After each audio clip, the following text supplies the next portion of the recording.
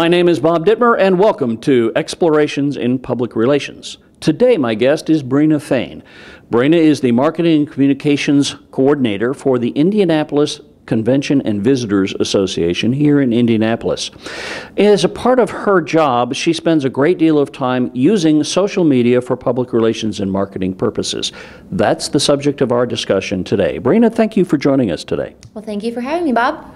Now, let's talk about using social media. Let's begin by asking you kind of the basic question: what forms of social media do you use on behalf of ICVA? That's a great question. And that was one of the challenges from the beginning, was to really decide what social media outlets we would use.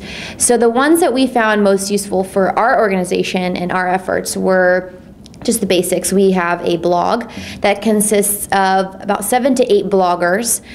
They cover different aspects of the city, everything from a mom to someone like me who likes to write towards the young professional audience, and so on and so forth. And then in addition to that, we have a Facebook page and a Twitter account, and we are recently trying to delve into how we can use Foursquare to really kind of solicit our visitors to show them the different areas and the different hotspots in the city. And how long have you been doing that with ICVA?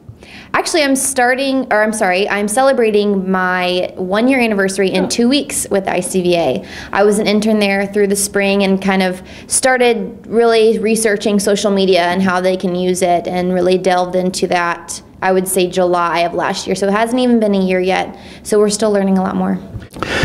Brina, how receptive is your management to this idea of using social media tactics these days?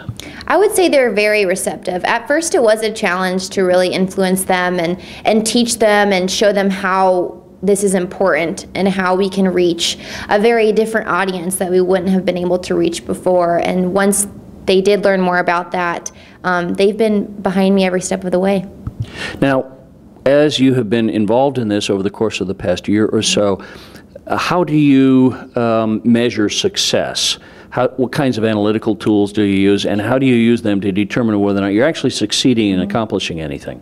That's a great question. We use Google Analytics for our blog, and Facebook has had a really great email that they send every week lately that covers the insights of our Facebook page. So we're able to see the demographics of our fans, we're able to see how many visits we have each day, and how many more fans we accumulate. So it varies. There are a lot of different tools that I use to kind of line those up and make sure that they are lining up with our original goals and objectives.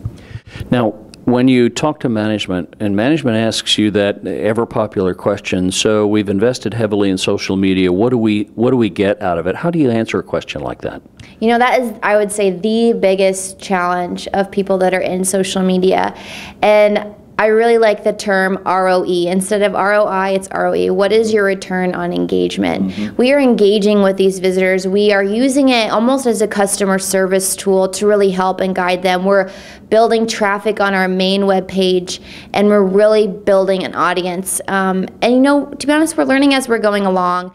One of the things that a number of people have been very successful with in terms of using Twitter as a particular example is the customer service aspect, monitoring Twitter, seeing if there are bad things happening in town, in the facilities that your members run. Are you able to do any of that and then jump in and respond and fix problems? Has that been something you've been able to do? Oh, sure. I have an example. Just for today, someone tweeted that they didn't understand why people in Indianapolis aren't grateful. And I didn't know what he was referring to. It was a pretty ambiguous tweet, but I responded back and said, you know, we didn't get our title of Hoosiers Hospitality for nothing. So, you know, what happened? I'd be happy to help. And he direct messaged me back and said, wow, you know, I'm amazed that you even responded. And you know, we went into the facility that he wasn't happy with, and there was a customer that was turned happy. So I would say that's how we really use our customer service aspect of Twitter. And that's one of my favorite parts, is really turning people around and their perspective of Indianapolis around. That's a great story and a great illustration of the power of social media, isn't it?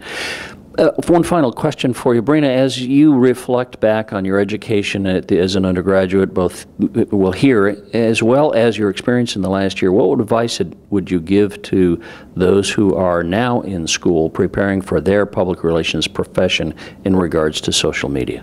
Sure. I would say one of the most important things you have to remember about social media is to make those virtual contacts tangible contacts. So it isn't just about connecting with people online. Just don't be afraid to send a message or send an email and say, hey, can I meet you for coffee? I want to, pick your brain about the industry. It's all about making sure you're putting yourself out there and networking with people and just getting to know people and what they do. I would say that's the most important thing.